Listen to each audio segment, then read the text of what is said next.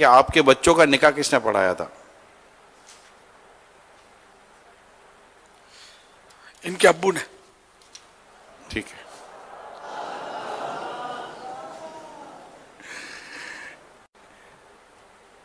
یہ آپ نے کیوں نہیں کہا میں نے پڑھایا تھا؟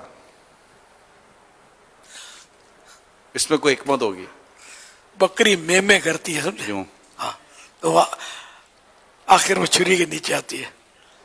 تو میری ویسے بھی کچھ ہے عادت ایسی ہے، یہ میرا کلام ہے، یہ میرا شعر ہے، میرا مرید ہے، میرا شاگرد ہے.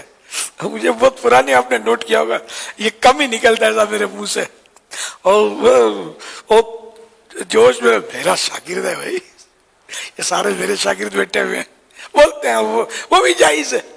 لیکن بہرحال تھوڑا یوں اس میں کا ایک شبہ آتا ہے. اب میں اپنے رسالے جو مکتبۃ المدینہ کا ہی بولتا ہوں عام طور پر، ابھی بھی مچھلی کے جائے بات مکتبۃ المدینہ کا رسالہ تو سب کو تھوڑی پتا ہوتا ہے کس نے لکھا ہے یا کس کا اس رسالے میں نام لکھا ہوا ہے. یار کام چاہیے، مٹتے مٹتے نام ہو ہی جائے گا.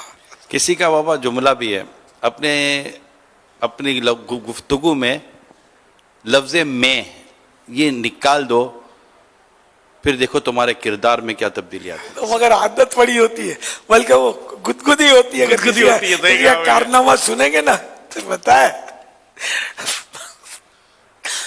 یا تو ایک ماں بدولت کا شاگرد ہے یا فقیر کا شاگرد ہے جو